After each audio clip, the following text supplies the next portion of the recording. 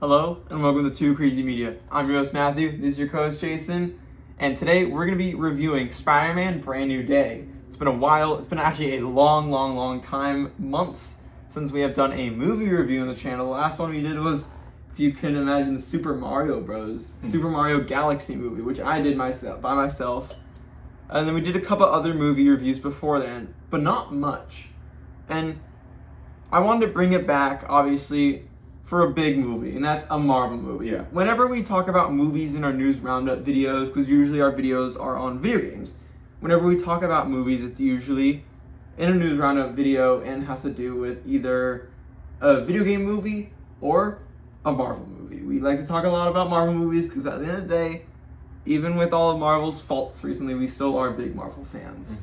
And so, yeah, Spider-Man Brand New Day just came out, and we're like, let's do a review because we just saw it and we really want to talk about it and want to go over some spoilers. So just as a disclaimer, we're going to start this video off after I go through just a quick little detail fact run about this film. We're going to start with our spoiler-free review, kind of give our overall thoughts on the film without trying to spoil it as good as we can. So try not to, there's a lot of spoilers in this movie, so try to avoid the spoilers as much as you can, especially with a certain character. Yeah. And then once we do that, we'll let you know when we get into our spoiler territories, just so if you haven't seen the movie yet, we'll let you know when we start talking about spoilers. We'll jump into spoilers, talk about different scenes that we like, different aspects, different characters, and all that stuff, just in more detail. But how about we start? Let's jump right in, because we have a lot to say about this film. Let's jump into first the quick facts about Spider-Man Brand New Day. Spider-Man Brand New Day released in theaters on July 31st, 2026, so just about last week. So not too long ago. It was directed by Destin Daniel Cretton. As you know, the first 3 MCU Spider-Man movies were directed by John Watts, who later was revealed to be directing Fantastic Four and then was dropped from that project. Who was then replaced by Matt Shakman for Fantastic Four, and we knew that John Watts would not be returning for the next Spider-Man film or trilogy, however many Spider-Man movies we get, and instead it was confirmed that Destin Daniel Cretton would direct it, who, if you don't know, he was the director of Shang-Chi. So he's worked with Marvel already on a really good Marvel movie that came out that audiences, including us, really loved. So I'm super excited to see him back in the director's chair for another Marvel movie, and this time Spider-Man. It is starring, obviously, Tom Holland, Zendaya, Sadie Sink, Jacob Batalon, John Bernthal, and Tremel Tillman. So obviously the old faces we know and love, the Tom Holland, the Zendaya, and the Jacob Batalon, John Bernthal as Punisher, and then some new faces like Sadie Sink and Tremel Tillman. And then it has a length of 2 hours and 25 minutes, so fairly long. Yeah. I feel like so many movies are just becoming longer and longer, where to the point where I feel like the 2 hour, 15 minute, 20 minute mark is the new 2 hour mark. I feel like.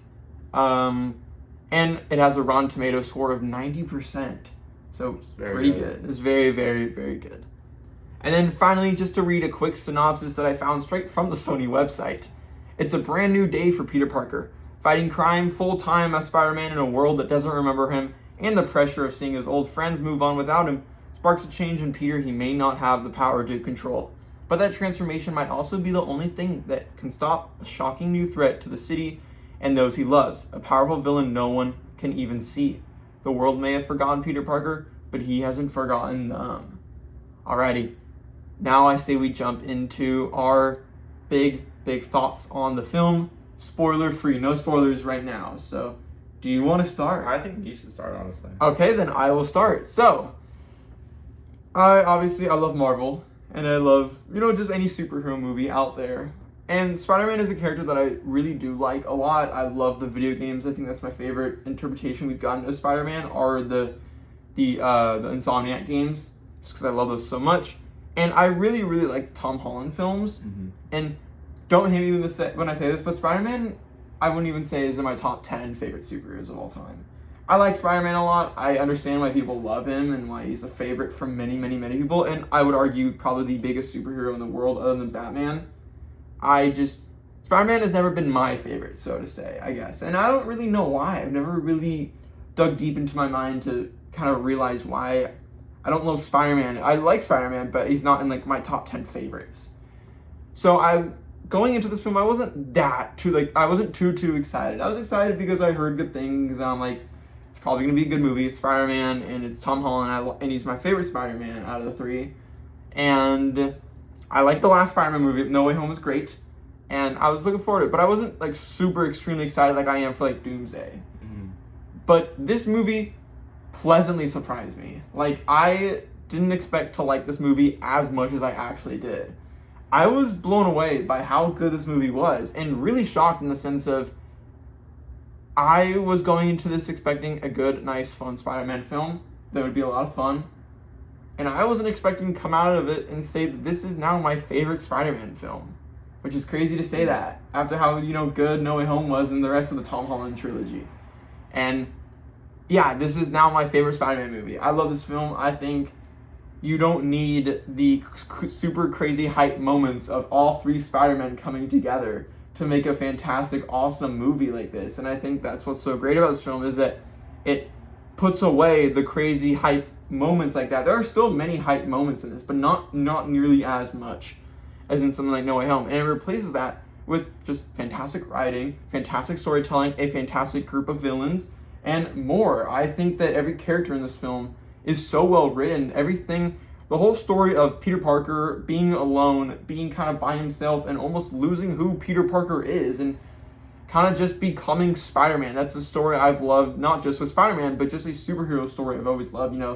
It's one of my favorite stories of Batman. Obviously, The Batman with Robert Pattinson was very much similar to this, that story where he didn't want to be Bruce Wayne, he just wanted to be a Batman. And in that process, he kind of lost who Bruce Wayne was.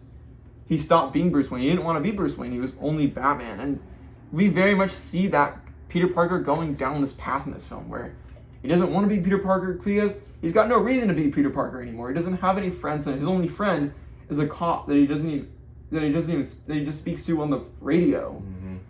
And who's great, by the way. Liza Colon Zayas, fantastic. Not enough screen time, in my opinion. And so, just to kind of have that story arc of him becoming this almost like he's only Spider-Man and he's lost his way to Peter Parker, while still coming to terms with his friends who have all forgotten him and seeing their lives and their happiness and their accomplishments, and then having to deal with this villain who knows who he is and kind of to come to terms with that. I think is so fantastic. The relationship he has with Punisher is honestly kind of rivals for me the relationship he had with Tony Stark. Like, obviously, I don't know about that one, but it's close. It's close, and I'm shocked to say that because I think the relationship between Peter Parker and Tony Stark is one of, if not my favorite relation in all of the MCU. Because it's so endearing, and I think the relationship, while the relationship he has with Punisher is very, very different from the one with Tony Stark. Because Tony Stark is more of a mentor, while Punisher is more of like a friend. And in this film, they have such a fun back and forth banter that I absolutely love. I adore it so much in this film, where John Bernthal is one of my favorite parts in this movie, and so is Jacob Batalon. I think all the acting is amazing. I think this is Tom Holland's best performance yet in not just a Spider-Man movie, but I'd say in any movie. Obviously, he was amazing in all the other Spider-Man movies. He was fantastic in The Odyssey, which I saw 3 times, by the way, in theaters, so I've got enough of his performance in that film, and he was fantastic in it. But I think this is definitely his best performance in any movie yet. He's fantastic in this, in my opinion. He's just so good at controlling the screen and controlling each scene that he is in with other actors and making sure that he is the one that you want to watch the most. And he's just my favorite Spider-Man. He was my favorite Spider-Man before this film, and he's still my favorite Spider-Man after this film. Everyone else, Zendaya is fantastic. Jacob Batalon, again, my favorite part of the Home trilogy, and he's still my favorite part of this film, other than Johnny Bernthal. Sadie Sink, while we're not going to talk about who she plays, because that obviously has been a big contention with spoilers and just so many people trying to predict who she's playing before the movie released. She's fantastic in it, and I think her performance is amazing. This is definitely the best performance I've ever seen from her in any movie or TV show. And then Tramell Tillman, pleasantly surprised by his character as well. And he's a character. We'll talk about more who he is when we get to the spoilers, but he's a character that I hope and fully expect to see later down in a much bigger role in the MCU, and we'll talk about that as well in the video. But yeah, overall, this film, I was just shocked by how much I loved it, and fully exceeded my expectations tenfold, and I ended up really, really loving it. So I'm going to give it a score of a 9 out of 10. It was really, really high for me when it comes to a movie like this, and I thought this movie was absolutely amazing, and even the first 30 minutes, I almost turned to you, and it's a good thing when I turn to you and I say a good thing. Not a bad thing, but it's a good thing when I turn and I say, wow, I'm really loving this so far, and this is amazing. Like, the opening montage and all that stuff, I was blown away immediately by that, and fully locked in. So, 9 out of 10 for me. This film is, and I can even argue a 9.5 when we see it again. Mm-hmm. So, this film is amazing. I mean, I agree with you on everything you said. I really liked it. Going into this movie, I mean, I expected it to be good because it kind of is just everything that people have wanted from Spider-Man for a long time now. A grounded story that doesn't include any multiverse stuff like No Way Home did. Yeah. It just focuses on Spider-Man and puts the full focus on Spider-Man. And that's exactly what they did. And, I mean, they really benefited from it because I think this is the best Spider-Man movie we've ever gotten, in my opinion. It solidifies Tom as the best Spider-Man. Yes. I thought he was before, but he really is now. Yeah. And yeah, I mean, you kind of said everything I was going to say. Everything was great. The characters were great. I thought the story was really strong. I thought the acting was really strong as well. And yeah, it was really good. I'm excited to see like what they do next with Spider-Man, and I'm excited to see where they go with this movie because I thought what they did was really good, and there's also a lot of places they can go with it. Yes, that could be even better. For sure. But yeah, I think I'm gonna also give it like around a 9 out of 10. Yeah, no, nice. Blown, yeah. Like, I think what you said exactly of this is like the ultimate Spider-Man movie in my opinion. Like, this is the ultimate Spider-Man film. This is like, to me, this is like Spider-Man to the Batman. How the Batman was like almost like a perfect Batman movie. It captures everything Batman should be. This movie captures everything Spider-Man should be. I fully agree. I couldn't agree more with that. I'm watching this and I'm like, this is the quintessential feeling of Spider-Man. This is, while I may not be the biggest Spider-Man fan, I know what the character of Spider-Man is, and I still understand the character of Spider-Man. And I've always wanted this interpretation of Spider-Man, and to finally get that live action, many of the other Spider-Man movies we've gotten were really good looks at Spider-Man. I think, the Tobey Maguire movies and even the Andrew Garfield movies, I think were all great. I don't think there's a bad Spider-Man movie, maybe other than like Amazing Spider-Man 2. Yeah. Which has its very much ups and downs. Yeah. But I just think this is like if you were to ask me what's like, if you could only watch one Spider-Man movie, but you wanted the film that had the most quintessential look at Spider-Man, of who he is as a character, who Peter Parker is as a character, and just the life he lives, with great power comes great responsibility, and what that means to him, and how he operates as a superhero, and not just as a person. I think I would say this film. I think this film is so good at just honoring who this character is. And another thing that we've totally forgotten to talk about is the action. This is the best action, in my opinion, that we've gotten in a Spider-Man movie, just because Destin Daniel Cretton knows how to direct. Yeah. That man knows how to direct a film, and especially an action movie. He understands the audience doesn't want CGI swinging constantly, even though there still is that, because it's kind of impossible to do fully practical swinging. That is impossible. But there is a lot of practical swinging. The action is very practical. There's you can tell a lot of wire work. A lot of the action is inspired by, they said this in interviews before, inspired by the Insomniac Spider-Man games. And you can really tell. There are scenes where he is flipping off of walls, and the way he takes down people and kicks people in the air and punches them really just feels like they just played and watched Insomniac Spider-Man and said, I like that move, let's port that into the film. And that's awesome. I think that's great because, again, that is my favorite interpretation of Spider-Man. So to see kind of more influence from the Insomniac games into this film I love it absolutely. And you could tell, if you've played those games, then you can fully see where the influence comes from. So yeah, anything else you want to say before we jump to spoilers? I think I'm ready to. Yeah. Oh yeah, you never gave your score out of 10. I don't think. Oh, I think I did. I said 9 out of 10. Okay, sorry. I forgotten that. But now we've given our overall spoiler-free thoughts. But now we're gonna jump into spoilers talk, where we're gonna go over every single aspect that we can think of at the moment, I guess. So, yeah, fair warning. Now we're getting to spoilers. If you haven't seen the film yet, now might be the time to click off and then come back once you've seen the film. So, let's jump straight into it. Where do you want to start? Out of anything? I think we should start at the biggest spoiler in the movie and the biggest discussion of the movie leading up to it, and that's who Sadie Sink is playing. Ah, yes. I knew you'd start with that. Yeah. So Talk about it. Yeah. You want to... just... Yeah, so it there were a lot of theories on who Sadie Sink was playing. Yep. And we didn't see much of her in the trailers, and I thought they showed, to be honest, I thought they showed too much in the trailers that kind of made it obvious. But there were a lot of guesses, and it turns out that the most common guess was that Sadie Sink was playing Jean Grey from the X-Men. We got kind of new. Turned out to be true. Yes, Sadie Sink is playing a younger Jean Grey. Yes. And this didn't personally surprise me, and I think that's just because the kind of how they handle it in a marketing. I think they kind of just fumbled. They showed a little bit too much in trailers that kind of spoiled the fact that this character would have mind powers, and it was it had to be Jean Grey because who else is it going to be? Yep. And yeah, I thought she did a great job as Jean Grey. It's really cool. It's a really interesting way to introduce Jean Grey as a villain. Yeah. I think that's really interesting. But they did a good job with it.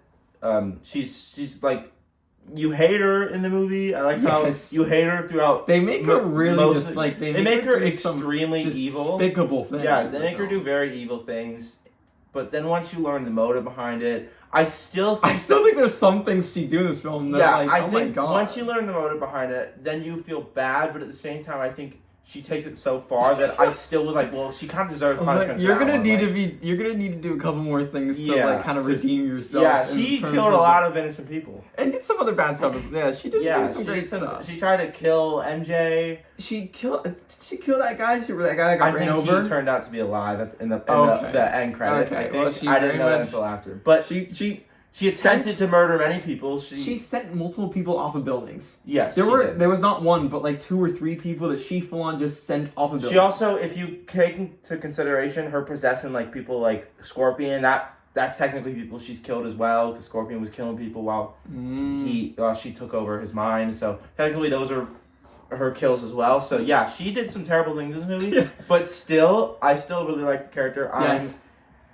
Definitely a very interesting way to kind of almost introduce the X-Men into the MCU for the first time. To get our first actual X-Men. And introduce, we've obviously heard the term mutants in the MCU. We heard it with Miss Marvel. And Namor. Also, both name dropped as mutants. Yeah. Or Miss Marvel was kind of very much they played the X-Men 97 music and everything. For her. So we've seen mutants already, but neither of those characters are a part of the main X-Men. Yeah. So this is the first character in the X-Men, if you don't count the post-credit scene of the Marvels where you had Beast show up. This is the first character of the new X-Men, the new MCU universe recasted X-Men. Yeah. The first one, and it's shocking that we got it in a Spider-Man movie. Yeah. I think that's the one reason why I was fully on board believing she was Jean Grey for the longest time, but that was the one reason that I could have seen the side of maybe she's not Jean Grey, because it's so random to introduce Jean Grey in a Spider-Man Well, I also think film. it makes a lot of sense, because technically Spider-Man is also kind of a mutant. In a similar Yes, way. but he wasn't born with... Not really, because he wasn't born with those powers. But he's similar... I think it works because he's similar... He's not similar to the mutants, she's similar to Spider-Man. Yeah. In terms of, which is why I think... stuff. So That's probably why they did it. All that to say, I think she works really well in this film. And I'm shocked to say that she works well, because I would have never thought that you could just introduce Jean Grey, one of the most well-known mutants in X-Men. I mean, the most powerful mutant. I would not expect you could introduce her that well into a Spider-Man film. But it works really well, especially with her playing the villain, or at least one of the villains. Yeah. Worked really, really well for me, and it's cool to see her as Jean Grey. I'm excited. I think she's great casting as Jean Grey. I think she works really, really well. Obviously, you can tell they're going for a much younger cast. Yeah. Which I like. I think that's cool. It's smart because if they return for a lot of projects, they're Which young. they will. So, well, yeah, which they will. You can see how many They're roles young, the Avengers and have been eventually returning for. They're all getting old yeah, now. Exactly. So That's why. it's smart to cast a little younger Yeah. because a lot of these Avengers actors are getting a little too old to return for some of these newer films, and it's like y'all have been doing this for like 20 years now. Yeah, they're about to be. Or like more like 15 years. It's kind of crazy. So I think that's really smart, and it also just works with kind of they're not doing a. This is the we're meeting the X-Men 5 years into Xavier's school being created and them still being a rookie team. I think we're full on getting the origin of Xavier's school and 100%. Professor X recruiting all these X-Men and them coming to Bushwick, New York. Or Yeah. I what's the town? I'm gonna be honest. I am not an X-Men fan. I know nothing. I know the bare minimum about X-Men. Well, now you're about to learn. I know, exactly. I'm excited to learn Yeah. through the MCU. It's just I don't know. I'm not even gonna try to like LARP X-Men. Yeah. I just don't. I know a lot of the characters, but I'm not like an expert on a lot of things. The extent I know of the X-Men is that I've seen all the X-Men, the live action films. I watched every single one of them. Like when I'm talking every single one, I mean like every single Wolverine film, every single of the X-Men, all those movies to prepare for Deadpool and Wolverine when that was coming out. So I know the X-Men pretty well since I've watched all the films. I know all the X-Men cool characters were in the film. I don't know much about them from the comics like I do other characters in the MCU.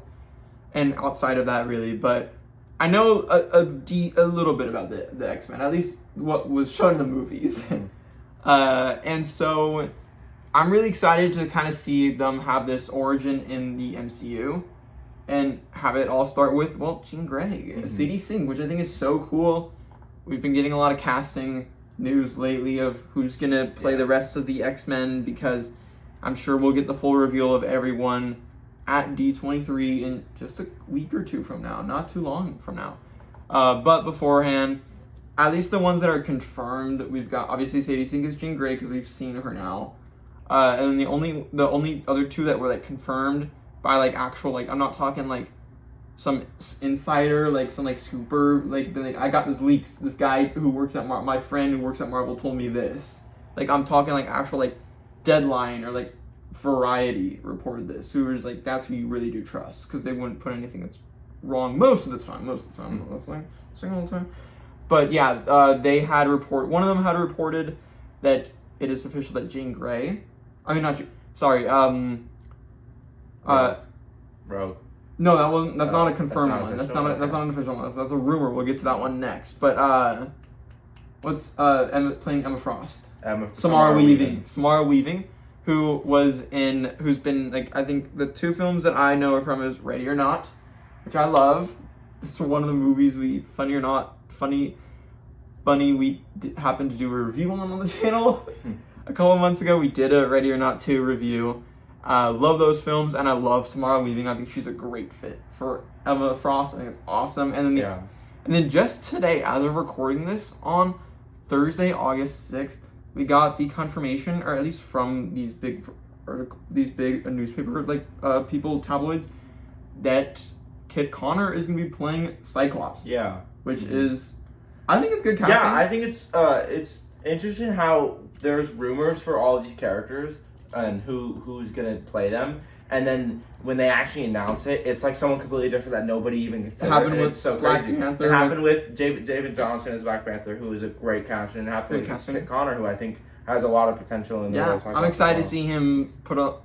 Obviously the leader of the X-Men, and very much the Boy Scout. He is, he's not meant to be this cool, tough, aura farming badass. Yeah. He becomes that later on, but he's not meant to be that at the beginning. He's like this Boy Scout. He's just, and he unites everyone together through his compassion, all that stuff. And I think Kit Connor I can't wait to see what he does. And then some of the rumored ones are Kaylee Spaney as Rogue, who I love Kaylee Spaney. I'm a big fan of hers, and I think that's honestly perfect casting. And then Charles Melton as Beast, which I think is interesting, but to be honest, with Beast, I feel like they can be a little bit more open with the casting because he is just purple. I'm also not blue. He's blue. Blue.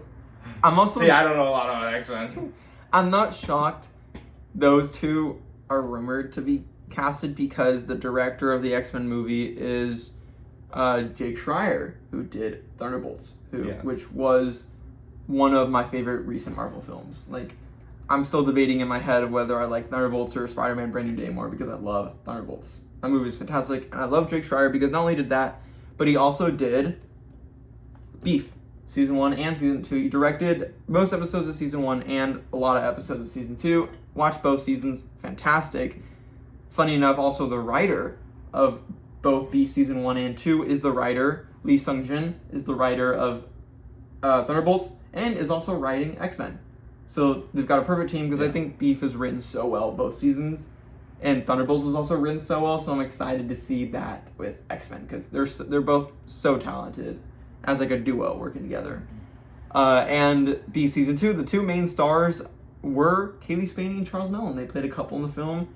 So I'm not shocked that they're being rumored since they've worked with both Jake and Lee on their last project.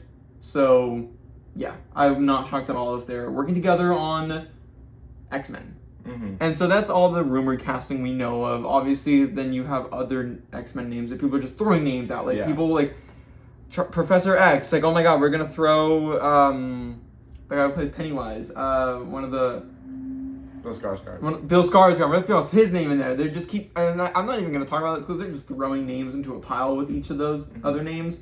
But yeah, getting back to Spider-Man and Jean Grey in the movie in Spider-Man, I thought she was great. I loved her reveal, having the reveal of her sister Sarah Grey, and what happens to her, and the whole VMAX reveal I really liked. Although I'm talking about, they're treating VMAX as this like MacGuffin of like, you need to find VMAX. You need to find VMAX. My sister told me last thing I heard from her is I need to find VMAX. She's in VMAX or something. And this whole time, Tremel Tillman's character, who is William Metzger, who if you don't know from the comics, is a character who is very anti-mutant. He leads many groups of anti-mutant task force, and so my guess is my prediction, since he's a big enough and also a good enough actor, I feel like you can't just waste him in this film. Yeah. I'm like almost 90% sure that we're going to see him in X-Men as like one of the main villains, and he's going to almost play the part of like William Stryker. Yeah. In the X-Men films. I would not be shocked at all, since he's at the end of the movie, they say he's escaped and he's got the inhibitor with him, which is very bad. Yeah.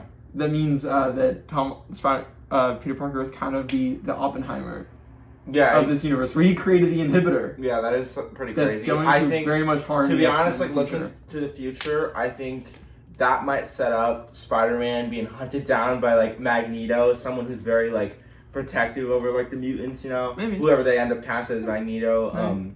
I think that will set up probably Spider-Man being a target for Magneto, which would be very interesting to see. Maybe, but and so the whole like VMAX and this whole time William Metzger has no clue. Whenever Spider-Man or anyone asks him, I heard about something VMAX. Do you know what VMAX is? And the whole time he's like, I actually don't know what VMAX is. And you're kind of made to think, oh, he's lying. He's been lying this whole film. He's a bad guy. You could obviously tell this guy's bad. This guy's bad news. They're taking weapons and they're giving them to bad guys like the Hand, and they're also just doing bad things that they say is good. And so you're like, he's definitely lying about what VMAX is. Turns out, no, he's telling the truth. He doesn't know what VMAX is. VMAX is just the air vent company, VentMax. Yeah. That is in the room that Sadie Sink gets put, that like kind of like tests her powers and expands her powers, where they killed her sister. That's all that VMAX is. And I thought that was really genius. I love that. Honestly, when that reveal happened, I was like, oh my God, that's amazing. But yeah, anything else you have to say on Sadie Sink? No, I thought she was great.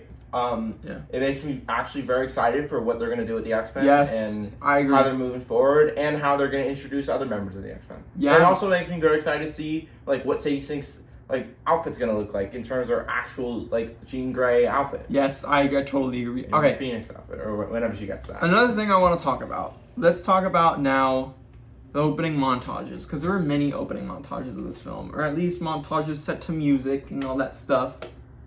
There was one at the beginning where they had Spider-Man, kind of the montage of 4 years going, that they used the past 4 years. And throughout the montage, they had a great song playing, which I'm happy to say I had that song on my playlist on Spotify long before this movie came out. I always hate it when I watch a movie and like there's a good song in it and I'm like, oh, I'm gonna add that to my Spotify playlist, but now everyone knows that I added it just because of the movie. Who cares? I don't know why I'm like that, but I am just like that. But it's a great song, by the way. And I was like, oh, this is a great scene because they kind of passed through 4 years by using Ned's almost kind of like Instagram stories as a marker of each year passing, of going from freshman year starting at MIT, right? That's where Yeah, MIT. MIT to graduating MIT and being now out of college. And throughout those 4 years, we see it through Peter Parker's point of view of him taking down a bunch of villains that we've seen the comics recreating comic covers, which is very cool. Very, very cool.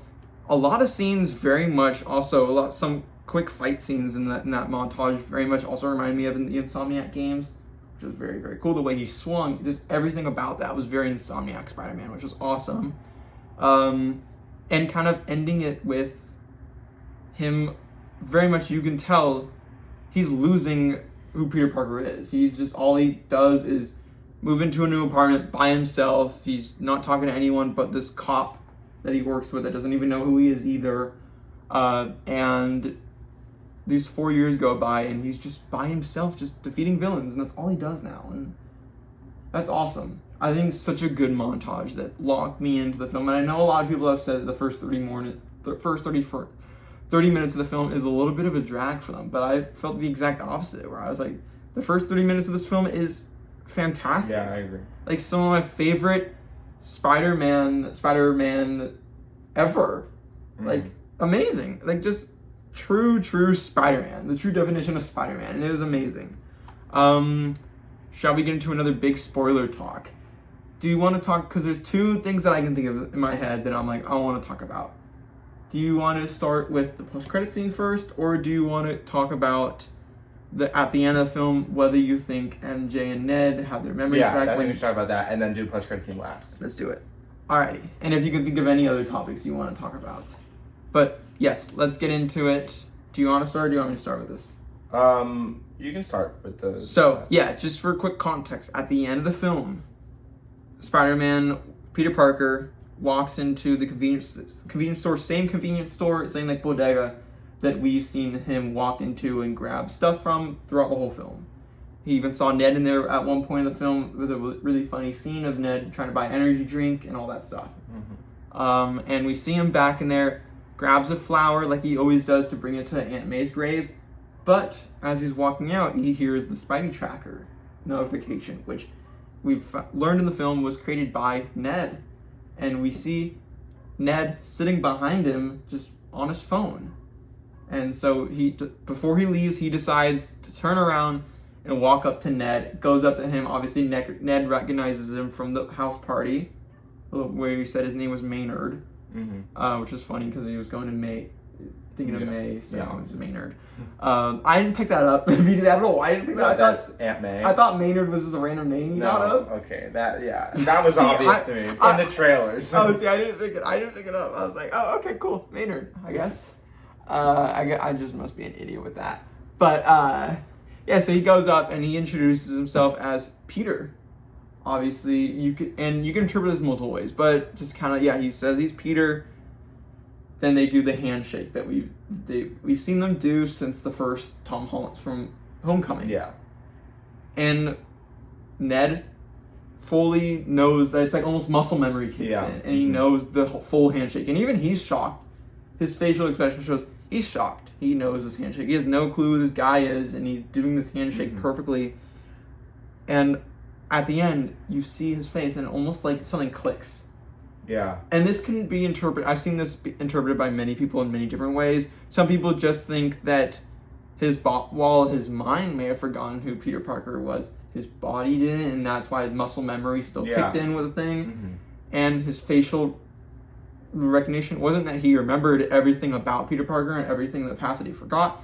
It was just that he remembers that he did hear MJ call Spider-Man Peter at one point in the film when they were together.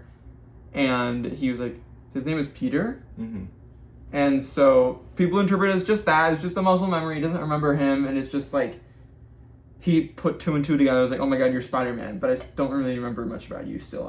I know you're Spider-Man now because you said Peter. Yeah. But the way I interpret it as, I don't believe that.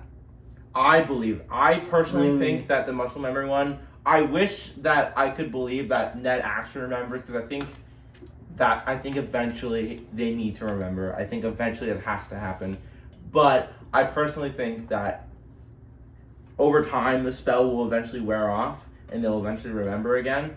But I think the handshake is just muscle memory, and I think him saying like Peter, almost like he recognizes him, is more of him just remembering what MJ said. And like, oh, you're Spider-Man. I don't actually think that, like, in the theater when I saw it, I was like, oh my god, he got his memories back. But then when I thought about it a little more, I'm like, okay, that's probably just him realizing that's Spider-Man. But I think eventually, whether they get their memories back or not, I think eventually they're either gonna have a fresh start or they will eventually remember. So yeah, I want to believe that he did. His memories all of a sudden came flooding back to him. Mm-hmm.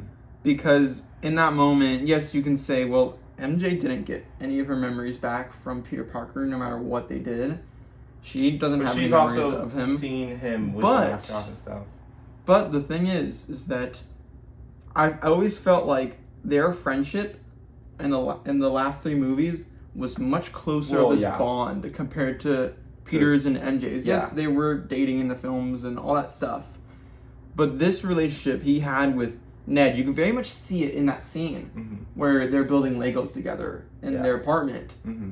And almost like it's like 2 friends, these 2 best friends just hanging out and talking. It's like this relationship was so much more powerful than any other relationship these two have had. Yeah. And so it kind of all of a sudden that's why I feel like it was more powerful doing that, unlocking it, than MJ, because these 2 just had so much more of a powerful relationship that it sort of unlocked his memories of him again. That's what I want to believe, because I mean, that's not a bad theory either. I think either could be possible. That face that he has of just, and you got to remember in the movie when Peter kisses MJ, he's not actually kissing MJ. Yeah, he's technically kissing Jean Grey. Yeah. So Jean Grey kisses Spider-Man technically. Yeah.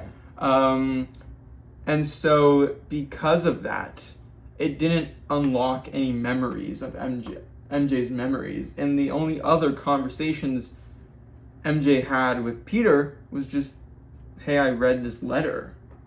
It was no sign of affection. That's what I think unlocks it, is some kind of sign of affection or a handshake or a kiss or something like that. I know it's corny.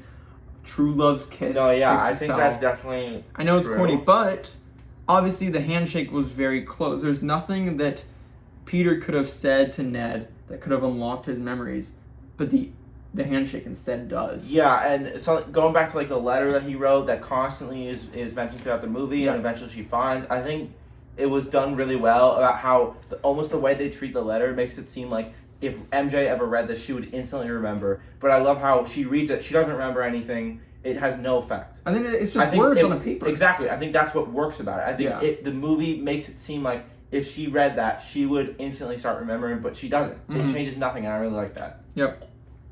Yeah, no, it's kind of meant to be like, at the end of the day, that is just words on a paper. Yeah. And what MJ even tells Peter, she says, you should go to Ned and you should tell him everything. He'll handle it. Instead of just letting him read the paper, tell him yourself. Yeah. It's much more powerful. And so I don't know. That's my prediction. Okay, obviously we're going to get Spider-Man 5. This movie. Yeah. I didn't include the box office in the facts, but currently, as of today, Spider-Man, well, very much like insane box office numbers, but as of today, it had a domestic weekend opening of it had a domestic opening weekend of 360 million, which is the biggest of all time, bigger than even Endgame, which is domestically, not worldwide, but just domestically. That's insane. That's crazy. Yeah.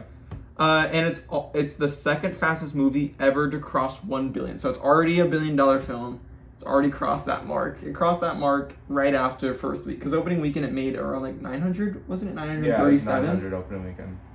insane. That's the second highest opening weekend, just behind Avengers at like 1.3 or something, which is just mental to think. And so it reached 1 billion in just 6 days. That's insane. Crazy. That's bonkers. And so it had the biggest Tuesday in box office history. Just fastest picture to cross 500 million at the domestic box office. Just insane numbers. That and the Odyssey. This past weekend was officially the biggest box office weekend ever. I'm not just talking post-COVID. I'm talking of all time biggest box office weekend ever because of Spider-Man and Odyssey together, which is obviously a crazy combination. Two films that one already made $1 billion and one is, I believe, about to make $1 billion, and it will make $1 billion. I think it's probably by next week. Probably by this week in 2 billion. I heard this week what Odyssey was about to make $1 billion. So and Spider-Man will make 2 billion this weekend. Oh, for sure, it'll make $2 billion. Where do you think it'll end in the top 5 highest grossing? Because obviously it'll surpass number 5. I think maybe number 2. Let me see. Top maybe 5. even number 1. It's not going to be Endgame. I think it could be Endgame. No, because I personally think that Avengers is going to beat this. Well, you got to remember Avatar is still number 1 because it got really released in theaters and all that stuff. It's sitting at number 1 at 2.9 billion. I still don't know how. They're sitting at Avatar is currently at number 1 with 2.9 billion. So almost 3 billion. Endgame is at 2.8 billion, which is insane.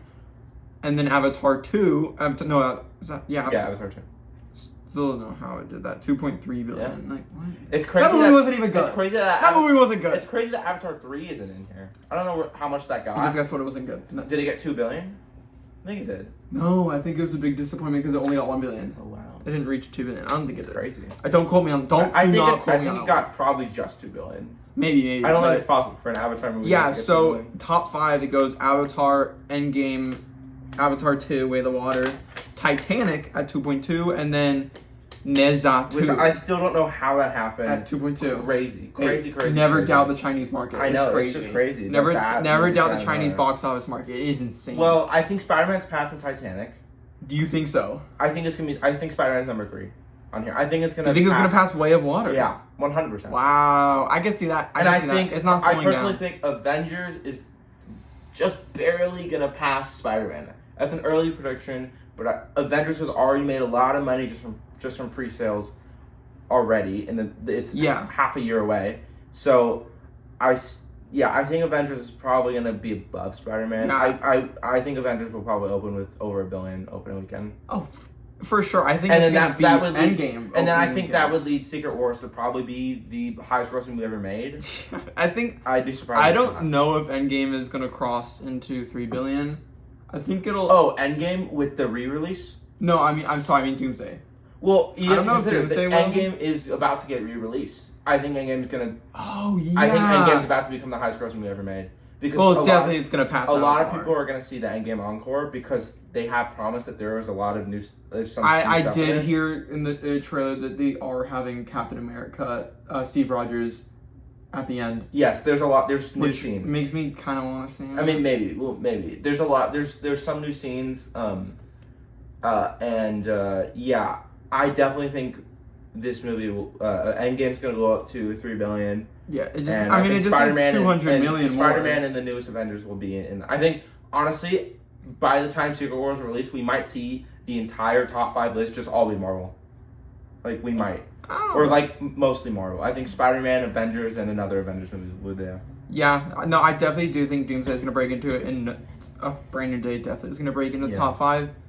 I think Secret Wars is gonna end up being, if there is one movie that is gonna for sure if Endgame somehow doesn't do it with the encore, which I think it will cross into 3 billion.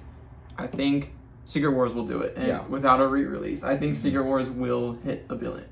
I'd say like maybe like almost $2 billion opening weekend, if that's even possible. I don't think that's possible. I think maybe 1.5 billion. 1.5 or 1.6. Yeah. I think would be just insane because I think Doomsday is gonna have about a 1.3 billion opening weekend, which is about around the same. Not even Infinity War had that. Around the same as Endgame, which is gonna be mental.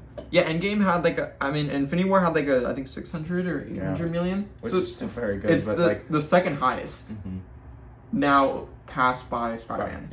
To be the second. Now Spider-Man is now second highest, but yeah, the box office is just mental. This film is just raking in an insane amount of $932 million global opening weekend.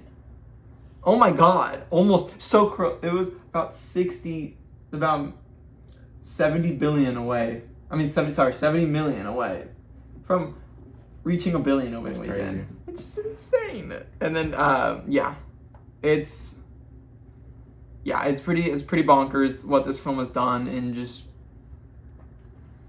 it's insane. Congrats, honestly, I think it deserves it.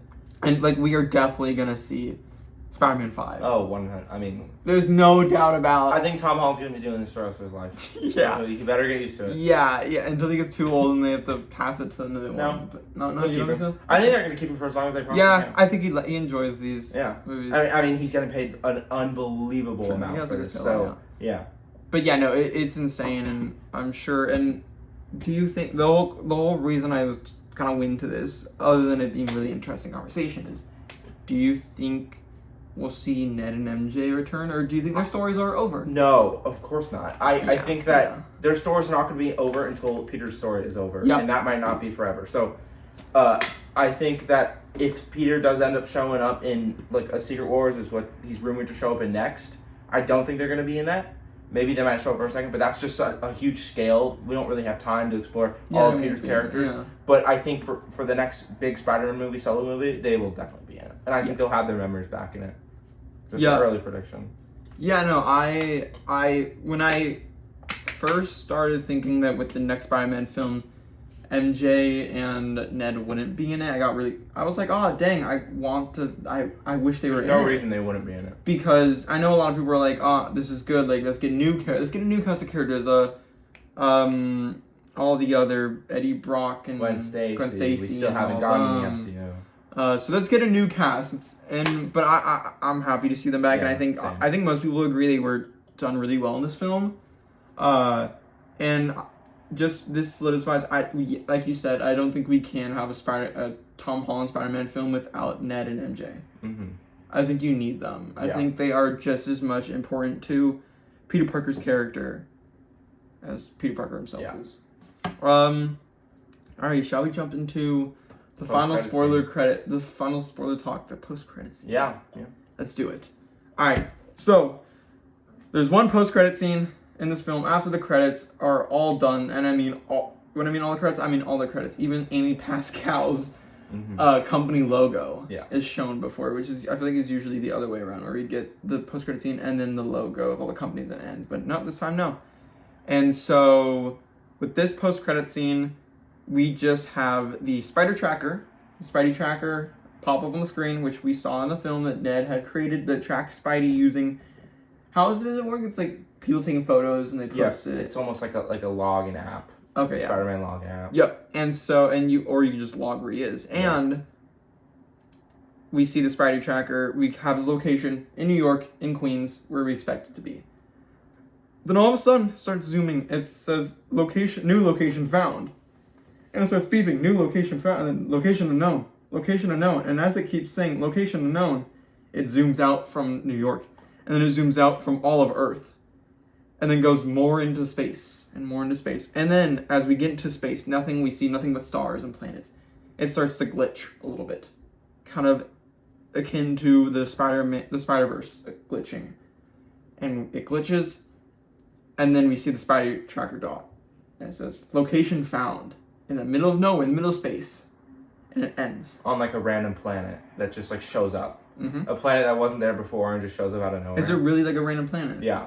I think there's a lot of ways to interpret this. There's a lot. So let's get into I think it. the one that I think is not true at all is Spider-Verse. Yes, I agree. I think they're trying to keep the Spider-Verse things entirely separate from everything. I mean, they need to release the next movie. They can't even do that. But I think they're trying to keep it like all the Miles Morales Spider-Verse stuff because it's so special. I think they're trying to keep it its own separate thing. Maybe one day they'll cross into Tom Holland. They don't need to yet. But I don't think they need to yet. Let's have them finish out this trilogy. They need to finish the trilogy before we get crossovers of Peter Parker or that Miles in the MCU or any of that stuff. Let's finish that amazing Spider-Verse trilogy, and then we can start doing crazy stuff if we want to. But there are two theories. So that I agree. I don't think that's true. I don't believe that one at all. Yeah. I just think it's the glitching because guess what? I think there's other reasons. You know how they got that Spider-Verse glitching? You know what is inspired by? Just tech glitching. Yeah. The glitching of normal tech and how tech glitches. It's not like they created the glitches. They've just made it so exactly, and how you see screen glitching and the greens and the blues and the pink colors that show up when you get glitching on your screen. That's a normal thing with any kind of tech, and that's what inspired that in the Spider-Verse movies. So I don't think it's the Spider-Verse. I don't think it has any hint towards Spider-Verse. I think there are two things that I think it's either going to be. Yep. I think the most likely one, and I think the one that I believe, is that this is a teaser for Spider-Man on Battleworld or a teaser for him showing up at Secret Wars. That's the one I agree. I think it makes the most sense that one as well, for it to zoom out of Earth and then to glitch and show a whole different planet spawning in out of nowhere, which would make sense to be Battleworld. Yep. It doesn't really make a lot of sense, like the Spider Tracker. How would it know he's there? But I'm just gonna suspend Did this. someone take a photo of Spider-Man? Yeah, in Battleworld? I don't know how that works. Because the thing with Battleworld, we're not spoiling anything about Secret Wars because we don't know anything about Secret Wars. But at least with the comics, I know a thing or two about the Secret Wars comics, and I do know that in Secret Wars, most of the superheroes, if not most of them, there's a couple handful that don't, but most superheroes fully lose memory of what happened before. They believe they lived their whole life on Battleworld, like their whole life. And obviously they still have memories of relationships with people and friends and all that stuff. May be some different relationship knowings, just maybe some people may not exist in that part of Battleworld that they're in. But they believe this whole life that they've lived, that they have come into in Battleworld, is the life they've always lived. And my prediction with that, where it makes sense, is that maybe, obviously, there in the comics at least, there is just straight Manhattan. Manhattan as a city exists as one of the regions in Battleworld. It's just literally Manhattan. That's where a lot of the superheroes come from, especially a lot of the ones that still have their memory. There's a handful of superheroes in the comics that still have their memories, Spider-Man and also Miles Morales being two of them that have had their memories intact of what it was before. And so with that, my prediction is that since there's just Manhattan and Battleworld and this normal Manhattan, they still have Spider-Man in that Manhattan, and guess what? They still have the Spidey Tracker in Battleworld on Manhattan, and so they just click a picture of Spidey in Battleworld in Manhattan. That's just is what it is. Yeah, I think that's most likely what the post-credit scene is trying to tease. I think that there's a chance that it also could be teasing a different Spider-Man. I think with all the incursions and stuff, there's a chance that it could be teasing another Spider-Man's planet showing up as an incursion. I don't know. I personally think the Battleworld one is more likely. I think that just makes the most sense to tease Tom Holland's next appearance. So yeah, obviously you want to tease where we're going to see Tom Holland next, and with him not showing up in any of the trailers or any of the cast, or not being with any of the cast for Doomsday, obviously we're made to believe he's not going to be in Doomsday, and people love Spider-Man, so where are we going to see Spider-Man next is the big question. If we want to see Spider-Man, obviously it says Spider-Man will return, but we want to see him. And I think the reason why it said it didn't specify when he'd return is because it's going to be Secret Wars, and they don't want to spoil it. And they also didn't say anything because they don't want to make people think that he's in Doomsday, because he most likely isn't. Yeah, no, he's not. I don't think he's going to be in Doomsday. I think if anything, we might see a little mention or maybe see a little part of him in Doomsday. Or my guess would be we see him at the end of Doomsday. Yeah. If the end of Doomsday happens to be what we at least predict, again, we don't know anything about Doomsday either because the movie's not out. Yeah. But if we predict the end of the movie, they indeed do end up on Battleworld.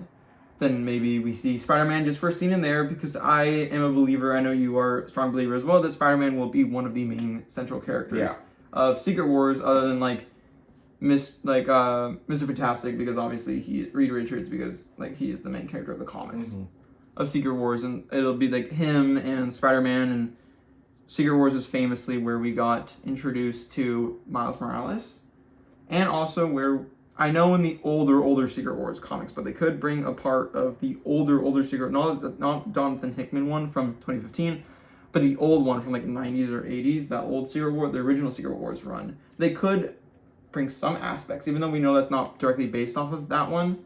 They could bring some aspects of that old one to the movie. Like, that's the first, in that one, that's the first time that the Venom suit for Spider-Man, the black suit for Spider-Man is introduced. So, who knows? I think obviously in both Secret Wars comics, Spider-Man is such a big part, and new things about Spider-Man is that has been such a big part of Spider-Man's culture was introduced in that. So I do think Spider-Man's going to be a very central character of Secret Wars. And obviously because he makes them a lot of money. He's kind of a cash cow. Why would you leave out their cash cow for your biggest movie ever? Just add more money, honestly, to the plate. So yeah, I think the only thing this post-credit scene is just teasing that Spider-Man is coming back in Battleworld. And that's where he's going to be. And it went to Battleworld. And I can't wait. Yeah, I'm excited. I'm really excited. I will say I'm a little disappointed with the post-credit scene. I think it could have been more, and also it was very vague. It feels... But I also don't think that they give me the answer. No, I agree, but I feel like this is the last movie before we get Doomsday and Secret Wars. I wish we got a little more. Because obviously, you know, the Marvel's post-credit scene somewhat teases Doomsday, and actually no, teases are pretty big actually. Yeah, we didn't think it then, X-Men. But now we know. Yeah, now we know. Yeah, and obviously the Fantastic Four. This is the first time we saw Doctor Doom. But I just wish we got a little more with the last movie before Doomsday, and this post-credit scene I thought was just a little lazy, kind of, in my opinion. Yeah, I could see that. It felt a little lazy, But I mean, the whole movie was so good, so I'll give it a pass. Exactly. I'm not gonna put a point down. Plus, I don't think this movie was ever. This movie clearly was not made to be set up for anything. It was obviously its own independent thing. And I think that's why it's so good. Yeah, but when you compare it to something like Fantastic Four, which is introducing one of the most popular Marvel teams ever, which obviously is going to introduce the next main villain in Marvel. So they have to. Yeah. No, I totally agree. I just wish, at least for the post-credits scene, we got a little more. Yeah, I get that. More. Because, like, what was the last movie before Infinity War? So long ago. I know, right? I can't even remember. Because I know Captain Marvel was in between the two, but what was... Yeah, I don't know. Of MCU films in release. Okay, it was right before... Black Panther was the one before. That one didn't tease it. Actually... I don't remember the post-credit scene of that one, to be honest. It was just Bucky. Okay, yeah, and the I think what actually, I don't... Thor Ragnarok was what teased it, with Thanos' shit. Yes. Thor Ragnarok. Yes. Yeah, and they came out pretty close to each other, Thor and Black Panther. Yeah. So, I don't know. I could have been a little more of a hype post-credit scene, but I still think it's cool that they're like, I do believe they're teasing him in Battleworld. Yeah. That just makes me happy, because after this film, I want to see Spider-Man in all the Avengers movies just like we have already, and I'm excited to see him in Secret Wars. Yeah. I wish he was in Doomsday, but I understand why he's not.